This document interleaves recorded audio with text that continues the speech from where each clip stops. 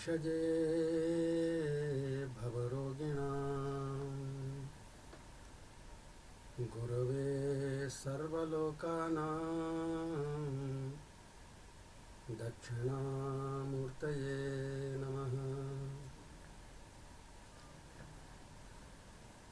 श्रद्धा गर्भगृहान्तस्थां श्रुतिमूर्ध्नि लसत्पदां संवित्स्वरूपिणीं वन्दे स्वात्मरूपां परां शिवां। नमो विराट्स्वरूपिण्ये नमः सूत्रात्ममूर्तये नमो व्याकृतरूपिण्ये नमः श्रीब्रह्ममूर्तये नमः श्रीब्रह्ममूर्तये। ओम तत्सत् परब्रह्मणे नमः। सृष्टि के मूल में जो आनंद है, जो करुणा है, जो वात्सल्य है, जो गुरु मूर्ति है, दक्षिणा मूर्ति है, वही आज से लगभग 1200 वर्ष पूर्व सुदूर केरल के कालड़ी गांव में पूर्णा नदी के तट पर अवतरित होकर और इस भारत भूमि पर भ्रमण करती है, उपदेश देती है। ये आद्य शंकराचार्य भगवान जब जब भारत पर भीड़ पड़ी, असुरों का अत्याचार बढ़ा, तब तब करुणा से प्लावित हो करुणा करने अवतार थे। आद्य शंकराचार्य साक्षात सदाशिव शंकर के अवतार थे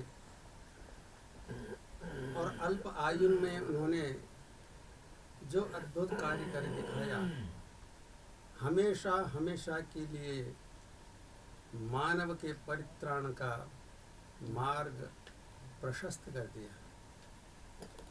आधार लिया वेदांत का, वेदांत जो कि वेद का सार है। वेद का तात्पर्य पूर्ण होता है वेदांत में, और वेदांत में है अद्वैत दर्शन, और अद्वैत दर्शन की घोषणा है वेदांत सिद्धांत निरुक्तिरेषा ब्रह्मैव जीवः सकलं जगच्च अखंड रूप स्थितिरेव मोक्षो ब्रह्मा द्वितीय श्रुतेः प्रमाणम्। वेदांत की यह घोषणा है, यह सिद्धांत है, ब्रह्म ही जीव और जगत बन गया है। अखंड रूप इसमें स्थित हो जाना ही मोक्ष है, और उसमें अपौरुषेय अनंत वेद ही प्रमाण है। यह वेदांत का पारमार्थिक दर्शन, the material cause and the efficient cause, जगत का अभिन्न निमित्त उपादान कारण, वह ब्रह्म है और वह ब्रह्म ही आत्मा है। मांडूक्य उपनिषद में ओंकार की व्याख्या है। नासा के वैज्ञानिकों ने पाया कि सूर्य की रश्मियों में निरंतर एक नाद है जो मानव का कर्ण सुन नहीं पाता। उसको उन्होंने कंडेंस किया और उन्होंने पाया कि उसमें ओंकार नाद गूंज रहा है।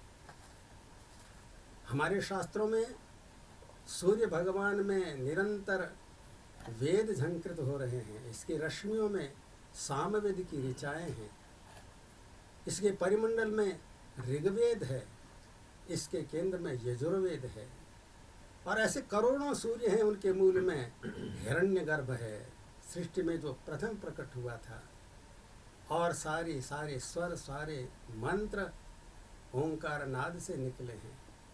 उस वेद का सार ही वेदांत है, और उसको मांडूक्य उपनिषद में बताया है, सार रूप से कहा, प्रपंचोपशमम शांतम शिवम अद्वैतम चतुर्थम मन्यन्ते स आत्मा स विज्ञेय।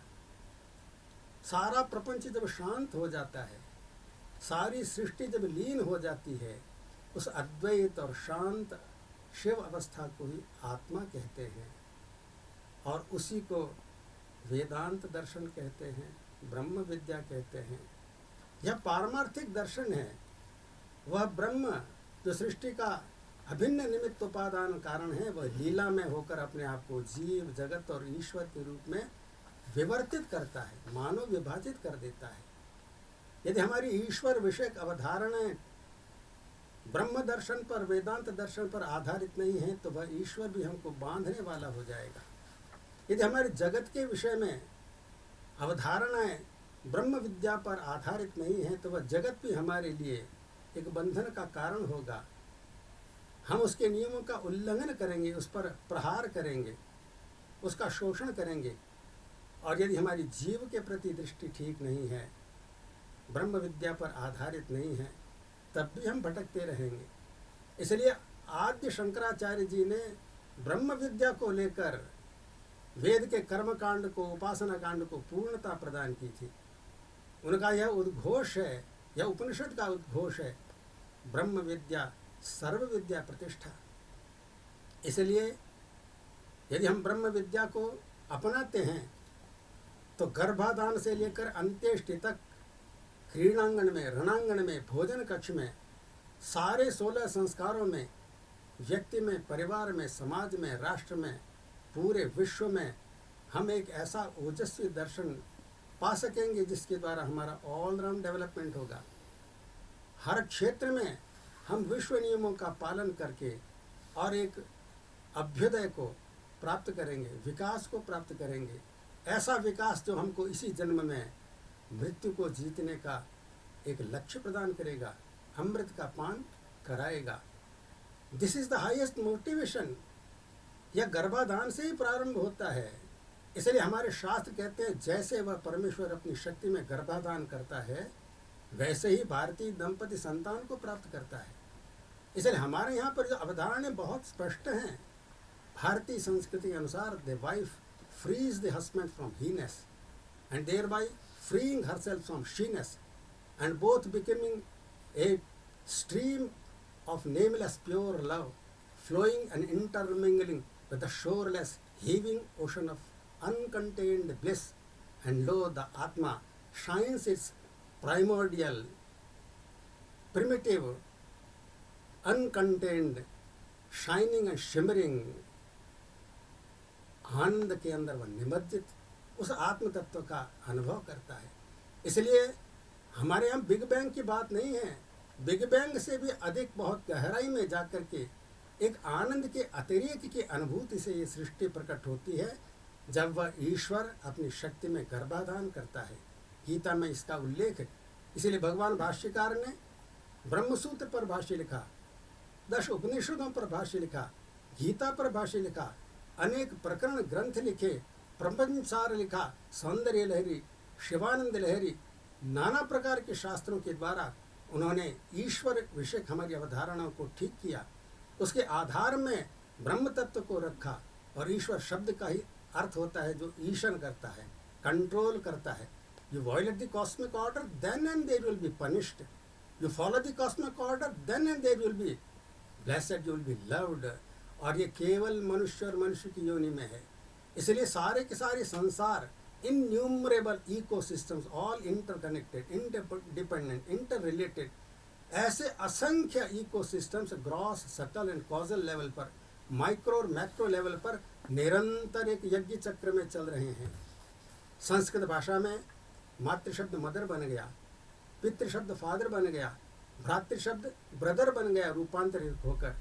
ऐसे ही वेद का एक अनुपम अद्भुत शब्द है ऋत, ऋतम। सारा ब्रह्मांड एक रित में चल रहा है। यह रितम शब्द ही रिदम बन गया। सारा ब्रह्मांड एक रिदम में नाच रहा है। वह सृष्टि के मूल में जो आनंद है, वह अपने आप को नृत्य के रूप में, गान के रूप में अपने आप को प्रकट कर रहा है। सारे प्राणी उसका अनुसरण कर रहे हैं, जन्म से लेकर मृत्यु तक। संतति प्राप्ति में उसी विश्व नियम का पालन कर रहे हैं, ऋत का पालन कर रहे हैं। मनुष्य में आकर के वह रिदम टूटती है। इसलिए मनुष्य बंदरों की संतान है, या फिर समुद्र में एक सेल प्रकट हुआ, मंदिर बने, पूंछ घिस गई। यह डार्विन का सिद्धांत उसे स्वयं ने अप्रमाणित कर दिया था। और आज तो विज्ञान इतना आगे बढ़ता चला जा रहा है। Cosmic mind, cosmic intelligence, cosmic consciousness उस पर पहुंच रहा है। इसलिए हम ऋषियों की संतान हैं, बंदर की संतान नहीं है। इसलिए मनुष्य की योनि कर्म की योनि है, मात्र भोग योनि नहीं है। और उसको ऋषियों ने शास्त्र प्रदान किए हैं, और उस शास्त्र को लेकर वह कामना पूर्ति कैसे करे, हमारे शास्त्र बताते हैं। जन्मजात को सुखदेव होकर नहीं आता है, उसमें कामना होती है, पर वहाँ से शोधन प्रारंभ होता है। पहला गुरु माता होती है, और वह 9 महीने के अंदर बच्चे को इतना ज्ञान प्रदान कर देती है कि वह आज जीवन भर में उस ज्ञान को प्राप्त नहीं कर सकता। वो दूध पिलाती पिलाती उसको अपने शील का भी अनुभव करा देती है। ऐसे भगवान शंकराचार्य जी को केवल पारमार्थिक दर्शन में सीमित नहीं कर देना। इसलिए उन्होंने तो जीवन के हर क्षेत्र में, हर वर्ग के लिए, प्राणी मात्र के लिए, मनुष्य के हर अवस्था के लिए कैसे वह अपना शोधन करता हुआ, सही ढंग से कामना करता हुआ और जगत के प्रति अपने ऋणों से मुक्त होता हुआ इसी जन्म में उस पूर्णता को प्राप्त कर